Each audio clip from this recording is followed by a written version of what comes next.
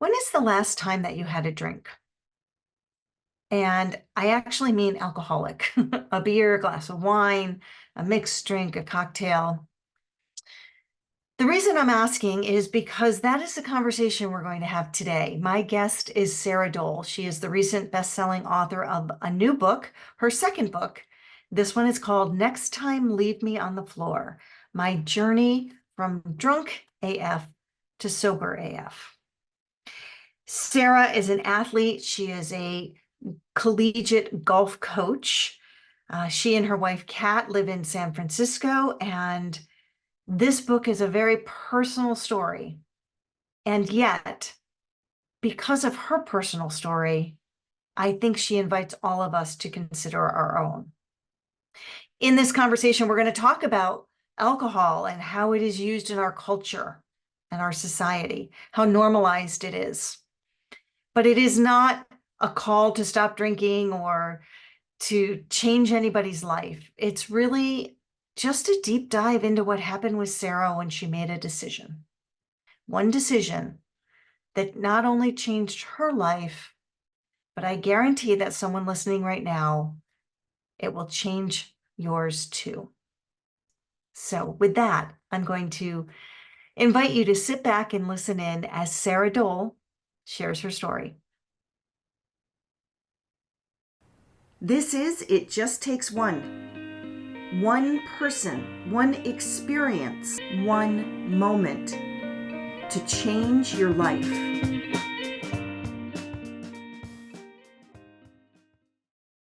Sara, this is a conversation I've been looking forward to, and I'm so glad that you're here. Welcome to It Just Takes One. I'm glad to be back for the second time. The second time. Second book is out. We're going to talk about that book. It actually is an important subject that you tackle in this new book, and I think I want to dive right into it because I think this is a subject that literally impacts every single person who's going to be listening to this right now. I think the subject matter is something that is part of our culture, and there isn't anybody who isn't going to understand or relate to some of this conversation. So let's just dive right in. Let's go. I'm here for it. So the topic is alcohol and its normalization in our culture. And as we get going, we're going to talk more specifically about your story with it. But I want to start at the top. I want to start big picture because alcohol is a huge component in our culture, in our society, and it is so normalized. And because of your story, because of what we're going to talk about in the book, you actually now have a different perspective on it. So I would love you to start there and just kind of go big picture with that topic. Well, it's interesting because I wrote the first book when I still drank alcohol, and I read some of that and I'm like, oh my gosh, I was so different, right? But alcohol is, like we talk about, it's the one drug in America that is fully accepted. And it's they often say drugs and alcohol, but alcohol's a drug. And honestly, it's the one drug that you have to justify why you don't often. And that's one of the things that, when I used to drink, I used to look at people who didn't drink and think, what's wrong with them? Right? Like I had that judgment, like, why don't they drink? Because it's such a normalized thing that, you put alcohol into everything. Any situation, you can add alcohol into it and it's considered normal. Right. And I think that that's the hardest thing about going on the journey of not drinking alcohol is you feel othered. You feel on the outside. I talk in the book a lot about FOMO, which is fear of missing out. My sister had to ask me what FOMO meant. I was like, but you just feel on the outside and you feel like you're not partaking. And when you used to partake, you get to see both sides. And it was a really interesting journey for me for the last couple of years. Yeah, it's so true. And having worked with you on this book, having read the book now a couple of times, I've had a lot of deep thoughts about how we put alcohol in front of everything. Like you said, we make it okay. You just mentioned it is the one drug that you have to justify not taking. So just explain that a little bit more for somebody that maybe didn't understand that full statement. Yeah. It's if you don't drink, like you go out to dinner with people, let's just say you're at a work event and with people you don't know, it's almost always assumed that a bottle of wine will be ordered at the table. Or, what are you guys drinking? You sit down at a restaurant or a formal dinner and there's a wine glass.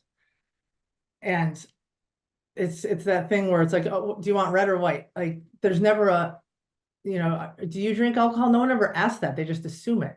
There's all sorts of studies that 70 to 87% of Americans drink alcohol. And so that's what I think is the justification is if you say, no, thanks, I don't drink, people will look at you like they want to know why. And that's the hard part is you shouldn't have to justify what your decisions are, right? If everyone was ordering dessert and you're like, I'm good, I don't think people will be like, what's wrong with you? Why don't you want dessert? So it's almost like a reverse stigma. It's like people might have a stigma over taking drugs. And when you decide not to drink, it's like the stigma is that you're not drinking. Yeah. Yeah. It's complicated and it's layered. It is complicated and layered. And in your case, there's also the element of the culture of athletics that comes into play, because as an athlete, as a coach, you were in that world. Do you think there is something different about the way alcohol is pervasive in the athletic community or in the way that it's treated there versus general society? Yes and no. You go to any athletic event, alcohol is served. Right. And I played college golf. I played at Penn State. And that's where I learned how to play better golf and how to party hard. And, I talk a lot in the book about how I think athletics both saved me from drinking too much, but also kind of made me drink. There's a lot of pressure when you're an elite athlete or in a Division I, any division college athlete to perform. There's a lot of extra pressure. And then you have your weekend off and there's frat parties and you're like, a couple of beers will take the stress away and everyone else is doing it. And so it's that mix of, it's like, it was a release of, there's stress. I'm going to go, you play 18 holes, you go to the 19th hole and have a beer. Right. So I think there's that piece that it's always just kind of assumed that, you do a CrossFit workout and then on the weekend they have a big fundraiser with burgers and beers. Right. And I think it's that work hard, play hard mentality is you work really hard and you take really good care of your body, but alcohol is the one thing that everyone just is like, let's grab a beer after a workout. But they'll do paleo and they'll like, I'm not eating meat or I'm not eating gluten or I'm vegan but alcohol is the one that it just feels like there's so many people in athletics that do it. On the flip side, I really think it helped me not go down too bad of a path. And the things I learned from athletics, both from being a college athlete and being a coach, the work ethic, the communication, the teamwork, the trying to be your best self, the 1% better, all the things that we learn in athletics, truly, I think that is what made being able to give up alcohol. It really helped me, the skills that I had from being an athlete and a coach for so long. So it's layered. I feel like that's the one word I'm going to keep saying. There's just so many layers to it. It's not a simple thing. It isn't, which is why I've been looking forward to this conversation, because there are so many things to talk about. The other thing you mentioned there is the college environment. And, in our culture, because kids are not allowed to drink until they're 21, there is this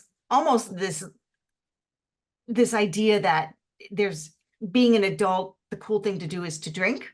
Yeah. And then there's also that rebellious youth that's like, well, I'm going to do it anyway, and I'll do it as quick as I can and binge it while I have it, which obviously there's a big environment there with it too. What are your thoughts on that? Oh yeah, if someone tells you can't do something, you tend to want to do it more, right? The forbidden fruit, right? So that's something that definitely, when I was younger, you're told you can't drink till you're 21. And so you just want to do it. And I started drinking in my teens. And I just think that definitely the youth that 16 to 20 years old, when you start, if you start drinking, your brain's still developing and you're kind of hurting your brain in the development process. And so I can understand why you're not supposed to drink till later in life, but then there's that flip side that it makes you want to do it more and it's more dangerous for you. I mean, it's dangerous no matter what, but so I definitely think like there's something around that, the things that you get to do when you're older and you want to do it earlier. And there's that rebellion piece. I do think it's changing a little bit in college. I feel like there's a couple of reasons why, but I definitely, having been a coach, I'm entering my 20th year of college coaching. I definitely see that the teams that I'm coaching and the atmosphere, it's not as big of a party culture in college as it was 20, 25 years ago. And there could just be because there's so many more other things that you realize you can do because we have the internet and you're connected and you can like look up things to do. And there's just so much more. When 30 years ago, we didn't have really email. There was no such thing as social media. So it's like, what are we doing? We're going to the frat house. So I think that's part of it. I think the legalization of THC in a lot of states has also changed alcohol use because people have been maybe switching alcohol for that. So definitely getting, I don't want to say better, just different. It's such an interesting thing that you mentioned that. I actually hadn't considered that as we were getting ready for this call, but you're right. There are other elements coming into play, the role of the internet and the role of the way people are connected now in a different way, which kind of leads me to think we drink for a variety of reasons. Maybe because we're bored, maybe because it gives us like a feeling like we're part of something, and it connects us. Maybe because it helps us overcome something that we don't want to see or to ignore. So talk a little bit about that, because certainly those were some of the things that impacted you in terms of why you began drinking and what it became for you in your life. So tell us a little bit more about those.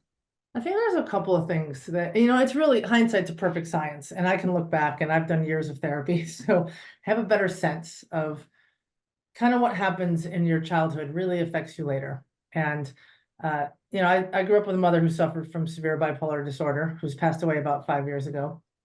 And so having a parent who suffered from a major mental health situation was really hard.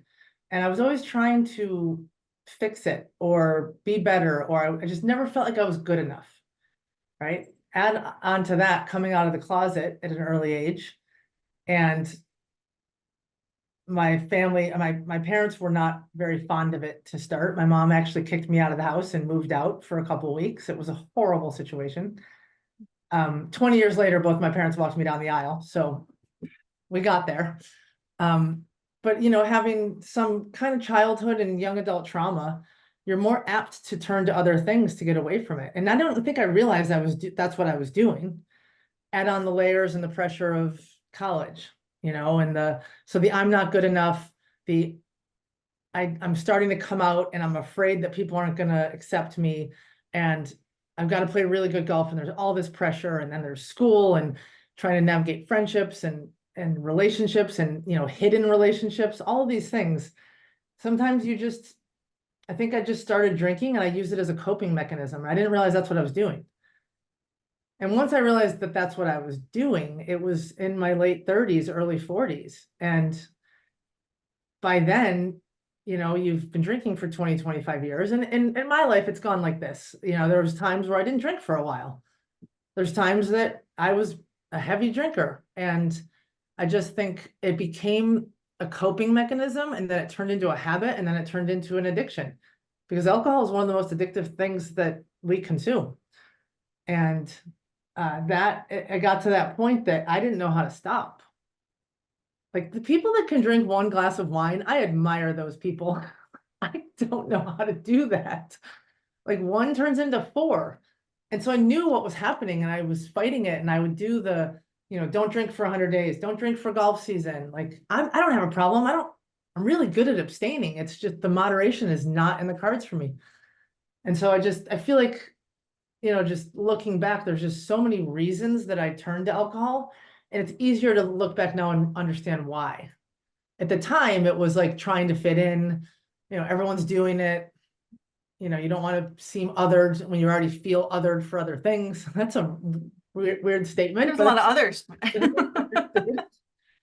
So I think I answered the question. I don't You remember did, the and it's original. actually, I'm glad the way you answered it, because I hope that the listeners that are hearing this right now are clicking so many of the things you just mentioned.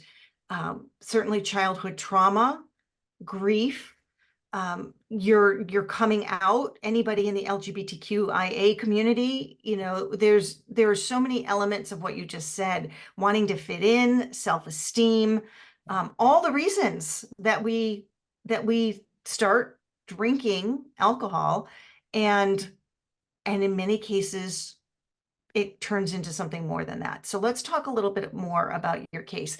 You mentioned, and even in the book, you start with the fact that you had been able to abstain. So you would go for up to 100 days at a time, not drinking. Talk about that, because there's a lot of people out there that do dry January, or, you know, whatever their 75 hard is, and they're, you know, off for a certain amount of time and then pick right back up. Tell us a little bit about that, and how that experience was for you, because that'll kind of contrast with what you've decided after that. Yeah, well, what we're talking about with dry January, sober October, no alcohol April, we just we put names on everything, right? That's abstinence. And so abstaining from alcohol for a certain amount of time, not with the intention of giving up alcohol altogether. And so for me, abstinence I can do because I'm very goal oriented. I'm very driven. That's what sports did for me. And so when I say I'm going to do something, 95% of the time, I'm going to do it. And so when I announce, you know, and I live out loud. So if I'll put it on my social media, no alcohol April, I'm making myself accountable, right? Or, you know, dry January, I would have different family members that we would all do it together, and we would bet $100. And if someone, you know, didn't make it, they had to donate $100 to the other person's charity, or like this, things like that. And so abstinence is just not drinking alcohol or not doing whatever the thing you're abstaining from. The thing for me is I could do that because I knew that I was going to drink again. So I was trying to prove I don't have a drinking problem. Look, I can not drink. And I think there's a lot of people that struggle with those thoughts of, I think I'm drinking too much, so I'm just going to stop for a while. So that's abstinence. The difference is recovery is very different. And I learned that quickly in my first 6 months. If I can kind of explain the difference. Recovery is when you have decided to stop drinking and you start attacking why you were drinking. Recovery is a hell of a lot more work. Dry January is 31 days, and February 1st, you can open up a bottle, have a beer, right? So recovery is when you decide, you know, I'm going to make a life change, and your intention is to never drink again. And then you start working on the childhood trauma. I mean, I was working on that before. It just, the things that I was trying to push through was really being blocked by alcohol. So recovery is really hard because all of a sudden, like, every emotion is like right here. You can't mask it, you can't hide it. And so that's the difference. And that's something that I learned very quickly, that recovery is hard. And I think, you know, I wasn't planning to give up drinking forever. I remember you and I talked at the beginning of that year, and I just said, here's what I'm thinking. And I've been reading some of these books, and they're quit lit, and I just don't recognize myself in any of these books. And I had already started journaling because I just wanted to, for myself, to understand like what was happening. And we decided, you know what, like maybe you'll write a book, maybe you won't, but catch the data now. So I journaled for over 2 years. And then sometimes I'll go back and read those journal entries from the end of 2021. And I'm like, I don't even recognize that. So it's just, you know, like I was planning to give it up for a year and write about it. And then I think it was, and my wife, Kat, said to me, you know, on day 7, you said, maybe I'll give this up forever. Like she was reading, you know, the journals. And so once I was realizing, you know what, I think I'm giving this up forever, then it really turned into, I got to do the work. And so that's the big difference between the two. And if I can explain the third piece of this, so there's abstinence, there's recovery, then there's harm reduction. And harm reduction is people who don't necessarily want to give up alcohol, aren't necessarily problematic, but realize like as you're getting older, you just don't want to drink as much. So it's doing things to make sure that you're not over imbibing. So it could be like buying non-alcoholic beers for your fridge on a day when someone comes over and you don't want to drink and you're just having a non-alcoholic beer with them, or, you know, deciding to be designated driver a few times so you don't have to even go down that path. So those are the 3 stages I've learned. I had no idea about those stages in 2021. And now I feel like, oh, I've experienced all of those things, and recovery is the hardest one. And I want to pause on it for a moment because, again, I'm thinking of people listening to this and they're in their head, they're kind of thinking, okay, which category would I fit in? You know, like what does each of those mean to me? Yeah. And I want them to stop for a minute and really think about, are they in a space where they would abstain for a certain amount of time? Are they in harm reduction, the third one that you said, where maybe they're just making a decision to do it a little bit less from stage of life or health or whatever? Yeah. And could they ever imagine making a decision to never have another drink again? Yeah. Because I think the gravity of the answer of that question is really important for every single person to take a moment and just think about. Absolutely. And I think in thinking about it, I think the response is a clear indication of what alcohol is in our culture. Yeah. Sure. Very true. So if you're listening, answer the question for yourself for just a moment. See where it goes, see where it makes you feel, see where that sits in your mind and your body as you consider that. And then Sarah, let's go forward. Yeah. Because there was a date, 1/1/22, when this decision came into effect. So let's talk about next time, leave me on the floor. That's a hard one. I love the name of the book. I don't love how it came to be. You know, the thing with my drinking is no one in my life really understood or thought I had a drinking problem, including my wife. And the issue for me was, like I said, 1 glass of wine or 1 beer turns into a 6-pack or a bottle, right? And if I would, after about 3 or 4 drinks, I would just fall over the edge and turn into someone that didn't represent who I am. And so that was when I started to realize that's when the problem was, is I would wake up with shame and I would hate myself and be like, why did I do that again, right? And so it was kind of like, I think it was somewhere in like 2023 that Kat, my wife, had found a note on her phone. And it was dated back, I think it was March 12th, 2020, I think, or March 18th, 2020. And I had kind of gone off the edge one night, and she was one of the only people that ever saw it. And she's one of the most amazing, wonderful humans on the planet. And that night, it was right at the beginning of COVID, and alcohol became a lot more prevalent. Sitting at home, drinking wine, watching TV, you're not allowed to go out, you're not allowed to do anything. And I had fallen asleep on the floor with our puppy, Mr. Harvey Milk. And apparently I had said some mean things. And she often at that time, during that 2020 year, you know, I would fall asleep on the couch, no work the next day, you know, your responsibilities were all gone. And so I just didn't really care as much about my routines and all that. So drinking became a huge part of my life. And I would fall asleep. She would often wake me up kindly, and I would get up and I would go back to bed, and I'd be cranky.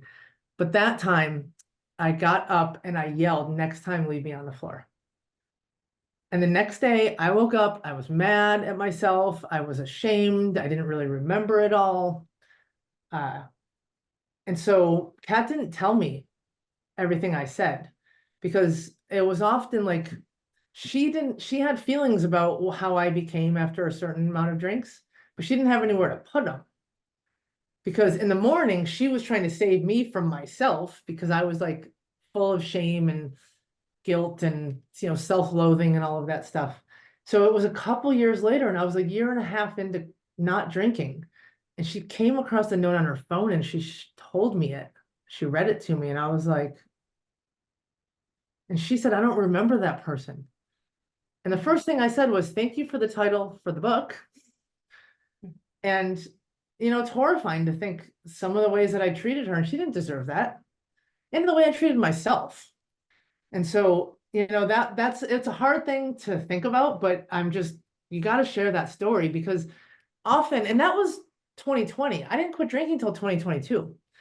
And people think of people who have alcohol use disorder, is what we often call it now, instead of alcoholism. There's really some stigma around that. So alcohol use disorder, it really feels that sits better with me. So that's what I say, is I'm recovering from alcohol use disorder. And you go down this path where you realize eventually you've got to quit drinking, and you picture people who have a drinking problem. And if you right away you say an alcoholic, I would have pictured someone sleeping on a park bench drinking vodka out of a paper bag, right? And that's not the case. And so it's someone like me who was really living like mostly my best life, like meditating all the time, eating vegetables, working out, winning coaching awards, winning golf tournaments. But I was suffering from a silent addiction behind closed doors. And so that to me was kind of my rock bottom moment. But people think rock bottom is like waking up in a jail cell, and everyone has their own version of rock bottom. And it doesn't have to be like devastating. It could just be like, I'm done. This is too much. And for me, that was my rock bottom. But it was, I don't know, a year and a half later that I finally decided, you know what, I'm going to give up drinking for a year. And that has turned into the intention of forever. First of all, I want to say thank you for being so vulnerable and so open, because shame is a really secretive emotion. Yeah. And we all experience it. And nobody wants to, when you bring it out into the light, it feels the most vulnerable and exposed that you can feel, which is why everybody hides it away. And I have a friend, Yvette Salva, who often says secrets keep you sick. The shame, the secrets, they are what keep you sick. So I just thank you for being willing and open enough to share your vulnerability, because I think it gives other people courage to maybe let some of theirs out as well. It connects us somehow. So you make this decision. You're going to go 1 year. At that point, it was 1 year. Yeah. And as you head into the book, a friend of mine gave up drinking the year before that, and I saw that she could do it. And so that's why I was like, if she can do it for a year, I can do it for a year. That's why the year thing came, is I'm just going to try it for a year. So I just wanted to share. There's the competitor in you, right? Yeah. If she can do it. And she still doesn't drink, so she's a year ahead of me still, and I'll never catch up if it works the right way for both of us. You'll have to find something else that you can beat her in, right? And so the title of the book, obviously, Next Time Leave Me on the Floor. And in here you begin this journey. And the book is a series of your journal entries, very raw, very honest, of what you experienced as you started on that journey. And I think it's important to talk about the progression of that year, sort of in chunks of time, because it happened in chunks of time, the transition. So at the beginning, the first month, tell the audience a little bit more about what you were experiencing. Yeah, and it's because, like we said earlier, hindsight is a perfect science. And I this is not my research. This is stuff I read from some other books. I was in what's called the pink cloud stage, which is like you're euphoric. You're like, I'm going to do this. I'm awesome. look at me, I'm better than you because I don't drink, right? Like you go through that phase of telling everyone, and well, at least that's how I did it. The telling everyone piece. I didn't think I was better than everyone. But there's that sense of empowerment of taking your life back. And it's like exciting. So that was the first month. Then I hit what is called the wall phase, which I had no idea about the wall phase until I was on almost the other side of it when I was reading a book and I read about it. And I'm like, oh, that's what happened. And I think I think the wall phase, they say, is somewhere between 45 to the 100-day mark, somewhere in that area. And when I was reading this, I think I was right around 100 days. So I looked back at my 45-day mark, and it was right when I started getting severe depression. And I was just going through it. I was in the midst of a college golf season. I was coaching the team by myself because the way the coaching structure was that year. I was traveling, I was exhausted. I was in the hotel room at times, like I would wake up crying every day for like 2-3 months. And so then I have to go coach. And so I was like, I remember times I was in the hotel room. I remember a specific time, exactly where I was, woke up crying, just was dealing with it, doing my journaling, going through my steps. And I just splash water on my face, take a deep breath, go pick up the team, get in the van, smile, pick up Subway, go to the golf course for the practice round. And like, I don't know how I did it, but I found a way to just keep going. And so that first 6 months was, I should say months like 2 to 6 were extremely difficult. And I questioned everything in my life. And I had some other major things going on that I wrote about. There was a college golf team that was killed in a van accident. My sister had some major surgery, some other, work stuff that was stressful. And I almost decided to leave coaching. And so like, that's the first 6 months. I went from, I'm going to quit drinking to I'm quitting. I'm retiring from coaching. And like, now I look back, I'm like, thank goodness I didn't give up coaching. So that's kind of I think that's what you were asking about, those first couple of phases. It's the pink cloud that leads to the wall, but there is another side of the wall, which is important. Yeah. Yeah. We'll get to that in just a second. So I can't, I've, as I read it and as I've been thinking about it, I keep thinking, it's one thing to make a decision. It's another thing to get, disciplined and get that willpower up to do it. Yeah. And at the same time, there's reality. Yeah. There is a pattern of how you use alcohol. At the end of the day, I'm going to have a beer to wind down, or we go out for dinner, we're going to order a glass or a bottle of wine. When I do this certain thing with these certain friends, this is what we drink. When we go here on vacation, we're going to do, drinks by the pool. Like, we have these patterns that we've all built with alcohol in them. And when the reality hits the fan, you have to change those patterns if you're really going to stick to this. Yeah. So can you share a little bit about how you did that in the everyday, those moments where that pattern's knocking on your door, like, I just want to. How did you get through those moments? Sometimes I don't remember how. I just did it. But I will share, I did not go to AA. AA was not the path for me. And I think AA has some really, really good things in it. It just wasn't, it didn't sit right with me. And that's not the environment I wanted. I felt that I had a good support system to start, with my wife being a fantastic support, with telling my family, some close friends. That said, it felt really lonely. And so I was really fortunate of a series of steps that helped create a bigger, broader support system. And that helped me break patterns. So it was one thing led to another, led to a meeting people at a sober bar here in San Francisco. There was this special, there's a place called Sands Bar in Austin where they do this nationwide tour where they open up an alcohol-free bar in different places. And I went by myself. I ran into someone I had met at another event. 2 days later, I got an email from her connecting me to this woman named Peggy, who is now the one who wrote the foreword for this book. I got that community. I'm on Tuesday night calls with them. Now I've joined another group. Like, it has snowballed, but the beginning, doing it on my own, was so hard. And like you said, the breaking of the patterns. And I talk about this in the book, and I know we're going to talk about my wife. Like, my wife still drinks alcohol. And in the beginning, I never thought about how her still drinking alcohol, how it was going to affect me in my life. So it's the patterns of, okay, when we both used to sit down and drink a glass of wine at dinner, or, drink a glass of wine while cooking, or, go for like a big run in Golden Gate Park and then, have a mimosa or a beer. Like, I wasn't doing it and she still was sometimes. And so it was like, okay, well, what am I going to do? I have to break the routines and the patterns. So I started just coming up with tools, and I am so grateful for the alcohol-free industry that has popped up. Like, it has blown up in the last 2-3 years. And so now the non-alcoholic beers are delicious. And like, I want to be clear, that works for me. Some people, it's a trigger. Don't go there. For me, it's like, what do I do with my hands in a social setting? I am so tired of drinking LaCroix. I love LaCroix.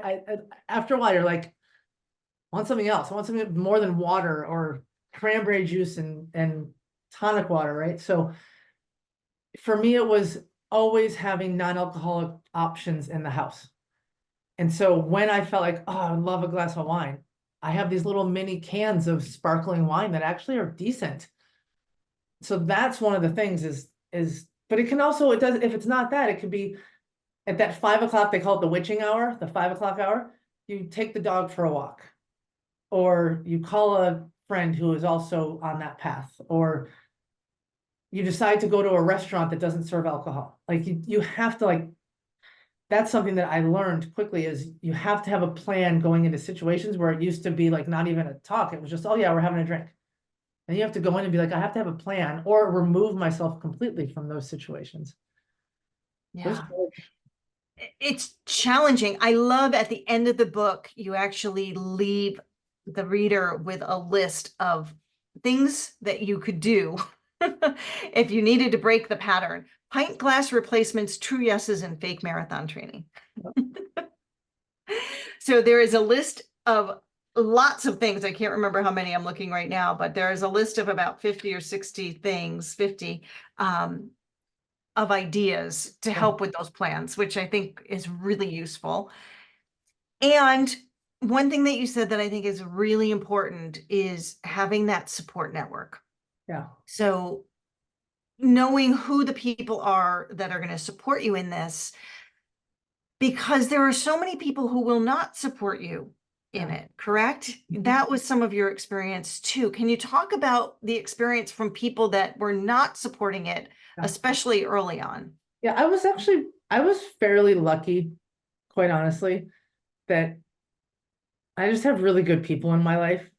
It was more of a trying to explain why I was doing it, right? And my sister has given me permission to say some of the things that she said to me in the beginning.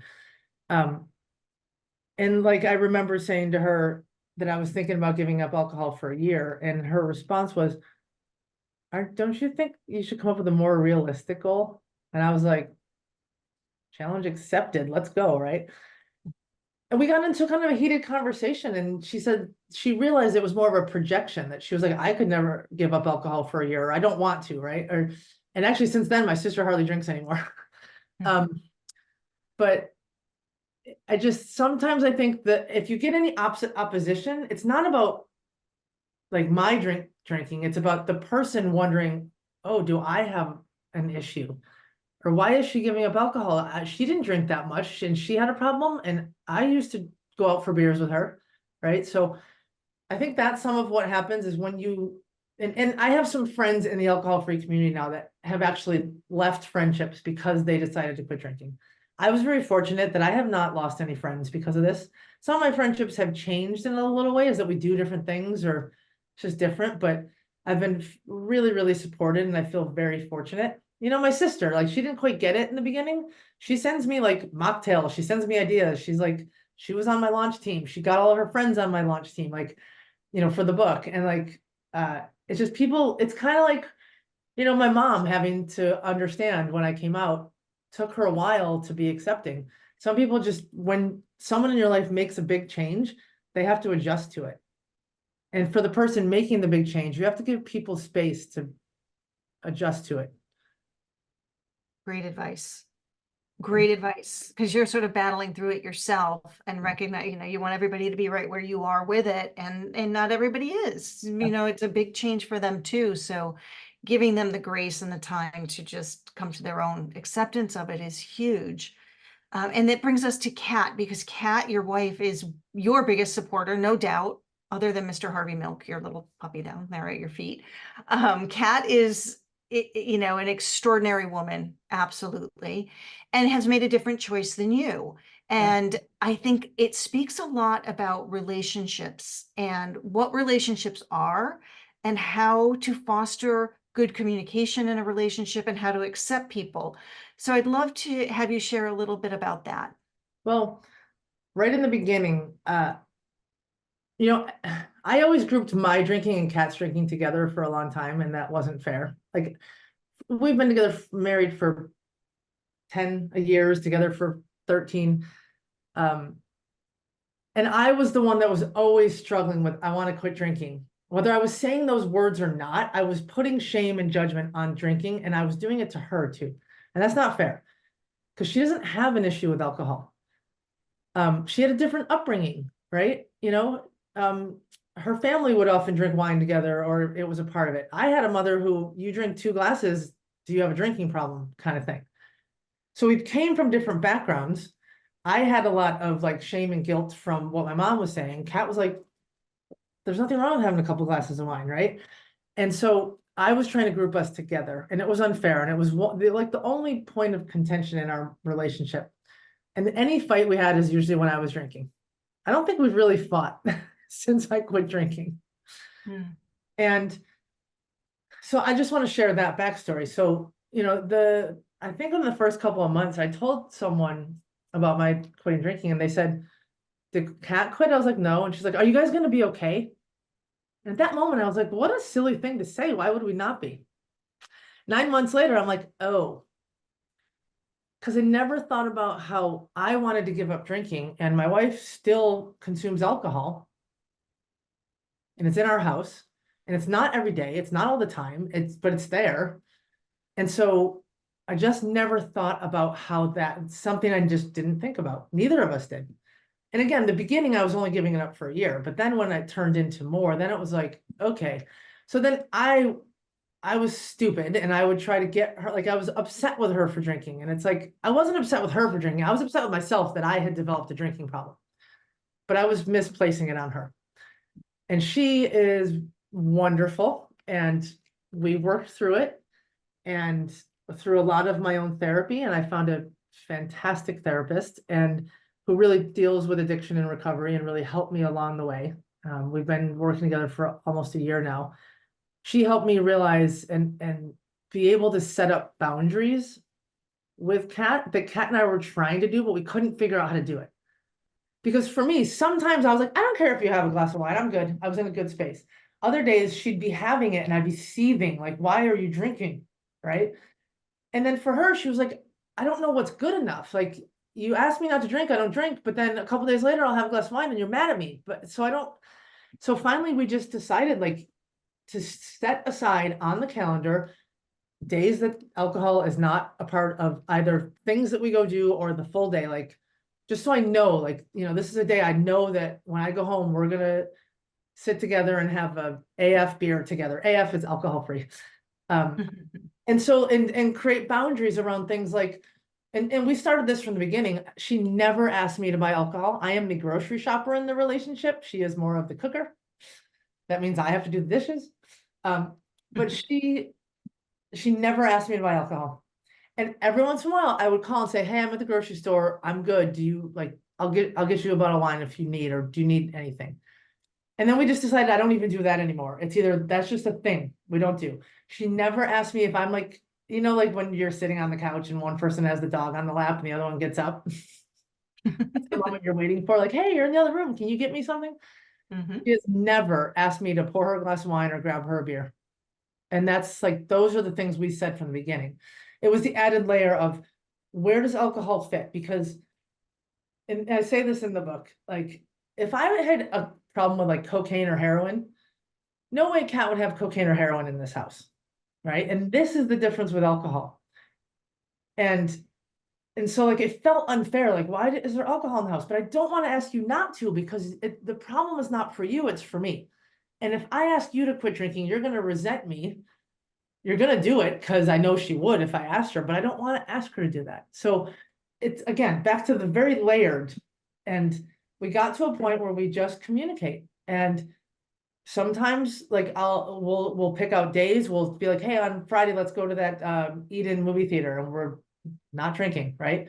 Or we're gonna go see this show, or we're gonna do this, or on these 4 days this week, there's no alcohol. So like, I know exactly when she's intending to imbibe. And it's weird for her to have to plan out when she drinks, but she's willing to do that.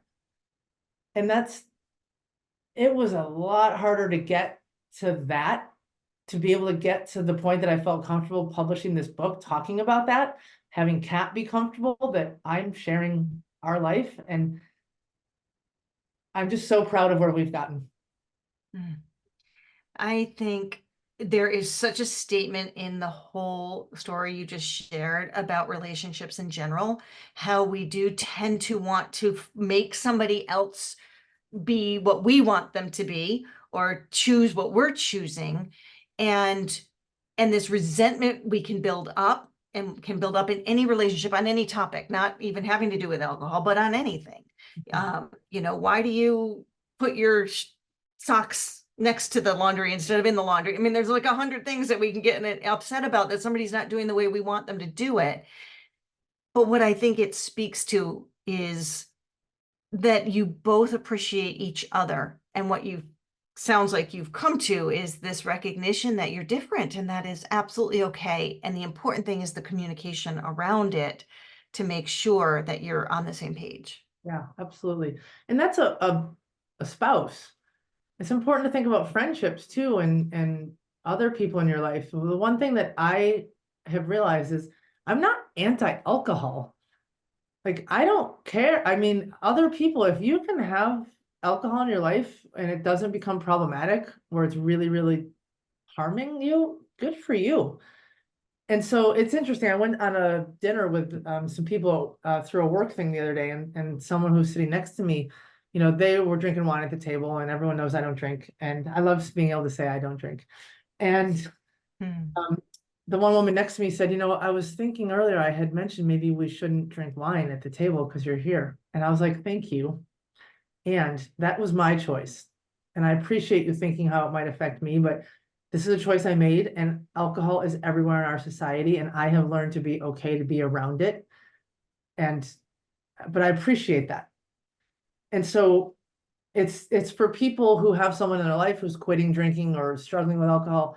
It's being mindful of how your actions can affect other people. But for someone who quits drinking, you have to understand other people are going to do the thing that you want to do, or you can't do, or, and so you have to decide, can I have that in my life? And for me, I'm not willing to give up my marriage and my friendships and my, like I am been able to get to a point where I'm strong enough to be okay, and to know that I'm not there yet. I'm almost 900 days, right? And when you said earlier, like thinking about giving up forever, ever, even when I think about that, I'm like, oh my gosh, I'm really gonna never like drink a glass of champagne that has alcohol in it ever again. But I think I can do it. Yeah, well, at least for today you can, right? And isn't that so much a part of it? But it really brings us to the end of the first year, what you're talking about here, where you're coming out of your own kind of grappling with what it means for you, and you're looking at how then you acclimate into your life, how you come to some sort of acceptance of it in the world around you, with people that you care about, and can continue to maneuver and be who you want to be in your life in the midst of all of that. Yeah. So share a little bit more about the end of that first year. This was pre 365 days, so it was a while back now, but can you remember what the end of that very first year was like? Oh, I was like, I've learned in the alcohol-free community that milestones can bring up stress, both good and bad. And I actually got really sick at the end of that year. I had that HSV or whatever it's that it wasn't COVID, but it was whatever that other thing that was going around. RSV, I think. Yeah. RSV, that's it. I was planning to jump in the ocean to celebrate my 1 year, like do a cold plunge. And I was sitting on the couch, like no chance. But I just remember like feeling so proud and feeling like, okay, I'm getting to 1 year. Like, what now? Because when you reach that big milestone, you're like, well, I reached what my original goal was, so now what? And it's just realizing like I've switched that goal. I never plan to drink ever again. But sometimes you get to these milestones and you're like, okay, I reached that. And like the luster wears off. And it's like making sure you go back to your why is really important. Like, this is why I quit drinking. Like, I published this book for me more than anything. So when I can look at next time leave me on the floor and I remember what a jerk I was that day, that's my why. It's a big part of my why. The other part of my why is I have learned what a better version of myself I am, and the version that I was trying to be, and I couldn't get there. And so, we talk about the end of that first year. While going to the second year, I think I took on a small sugar addiction because that's sometimes what happens when you quit drinking. You're like, and I've been working hard on that, but it's just, don't give it all up at once. That's my advice for anyone. One little thing, whatever you need to do. Don't try to change everything in your life at once. Giving up alcohol was a huge change. And in turn, it changed other parts of my life. And then year two, it became easier and harder. It was just like, I don't drink. Everyone knows I don't drink. But then there's those times you're like, oh, look at those people sitting at that parklet. Like, I want to go over and sit down next to them and drink a beer. Like, no, I'm just going to keep walking the dog, right? You just have to keep making the choices. You made a statement in here at one point, which you just reiterated, so I'll say it one more time. The first year you made the decision to that was the thing, like, that's the decision, and to just stick with it. If you're going to do this, just stick with one, because it's so easy to have it cascade and then everything falls apart. And I'm also wondering, just as I was listening to you, in some ways I get that 2 years could be easier because now it's more of a pattern, more routine. You have new coping things to lean on. And at the same time, you sort of lose that milestone that you talked about. Like, that was like the bell at the end that you could ring. And so now there's not a milestone. So it becomes, especially for a goal-oriented person who's a doer like you are, that becomes harder. So, what do you reach for now? Just another day? I'll just keep going. What? Yeah. I get that. So what would you say to that? Well, you create new milestones, and you create new opportunities. And so the next big, your years turn into a big thing. I only know days because I have an app and I just looked at it because I knew we were going to be talking today. I was curious, right? I think it's like 887, I think is what it is. But another big milestone in the sober community is what we call the comma day, which is day number 1,000, when you earn your comma from 999 to 1,000. And I think mine is September 26th or 4th of this year. So like, that's my next big one. I almost was going to release the book on that day, and I was like, no, I'm only going to journal for 2 years and do it. But it's like thinking about the other milestones, but then I think it's shifting towards, okay, this is who I am now. And look at all of the things that I am doing that I was not doing before. And Peggy, who wrote the foreword for this book, who I absolutely adore, one of the things she talks about in her book, which is called This Side of Alcohol, she said when she quit drinking, and she did it, I think in her late 60s. And she said she got a third of her life back. And for a moment, I was like, what? Think about if you start drinking at 5 o'clock and you have a couple of drinks, even if it's a couple of drinks, you've altered the rest of that day. And you go to sleep at 10, there's 5 hours. You wake up a little fuzzy and you have a little bit of a hangover, or you didn't sleep as well. That's 2 or 3 more hours, or even the overnight that you took away from yourself. And so that made sense to me. And that is what I start to look at, is look at the things I'm doing. You know, I'm going to sleep at 8:30 or 9 o'clock these days because I get up at 4:30 or 5 and I'm like ready to go. I used to get up at 4:30 feeling a little fuzzy, mad at myself and forcing myself to go back to sleep for a couple hours to try to sleep it off, right?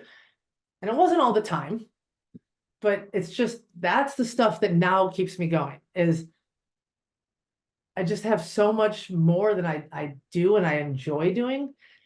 And I've changed a lot of my habits. And so the one thing when you were talking earlier that I wanted to bring up is you were asking about, you know, like, how do you keep going? The important thing is to remember that how you got there and to keep doing those things. Because I was on a call the other night with some of my alcohol-free friends, and one of them was talking about how she had stopped going to meetings, and meetings that could be AA, or there's TLC, which is the Luckiest Club by Laura McGowan. A lot of people join that. Peggy has a group called Zero Proof Experiences, which I'm a part of. Like, there's a lot of more avenues than just AA now. And so whatever your path is, it's like, what did you use to get there? And once you've gotten there, like, where do you keep, now what? You have to go back to doing the same things that got you there, right? It's the meditation for me. It's the morning journaling. It's the dog walks. It's the workouts. It's connecting with people who don't drink. And that's what has really kept me going. And now I'm like, I have a new life and I'm not going to drink any, I'm not a drinker anymore. It's very empowering. Very empowering. I do love your perspective on it. You say early in the book, you said it in a different way a little while ago, that you're not on a soapbox. You're not up here saying, you know, alcohol is the worst thing ever and you have to stop, which I think is important because it doesn't shut the door for people, but it does open a conversation, and it does open hopefully some thoughtful, mindful practice here, maybe some people to think a little more closely about decisions, all of us. So what's next? What is next in terms of how you're going to get this message out and keep the conversation going? Yeah. Well, if I can say something about what you just said first, doesn't have to be alcohol. It could be pot or marijuana, right? It could be internet scrolling. It could be porn addiction. It could be whatever. And so I think that's something to realize, is whatever your thing is, it's how are you going to either keep it in your life in a safer way or remove it from your life and replace it. And that's something that I've learned, is I've had some people, you know, because the book just came out and there is vulnerability all over me right now. And I am nervous and people are starting to read it and it's scary. And I've had, you know, some people say, like, you know, alcohol is not my thing, but I've thought about other things in my life. And so that's a cool, I wasn't even thinking that that would be a thing. And so a lot of people in my life still drink alcohol and they're reading this book, and it's interesting to see what's come out of that, as people say, you know, like, I didn't know what you were going through. And also it made me think about this in my life, whatever their thing is. So in moving forward, I feel like this book is more of a slow burn, that I think this is more of a timeless book. And I'm planning on doing some local readings and things like that, and to try to get the message out. I'm probably going to sell in a couple of local bookstores, things like that. It's really, if it sells, that's great.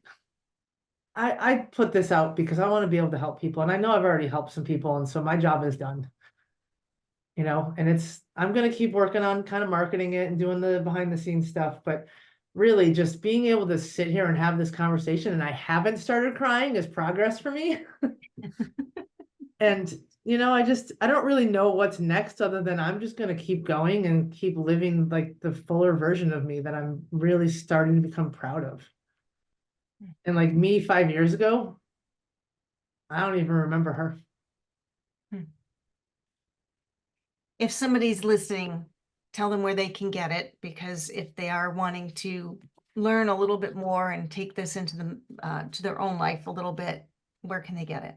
Right now it's on Amazon. I also have a ton of author copies, and on my website, saradoellcoaching.com, there's a link to buy it on Amazon. There's also a link to email me if you want a signed version of it, they can email me and we will have an interaction and I'll get a book to people that way. But, or if you see me driving down the street in San Francisco, they're in the trunk of my car. We sell them from the boot of the car. I have one of those signed copies. So thank you for that. I appreciate it very much. Before we end, there's one more thing that I would like to have you share. And it's something meaningful and it's something important. And I think it sums all of this up really beautifully in a really unique way. And that is what you now have on your arm. I wasn't sure where you were going with that.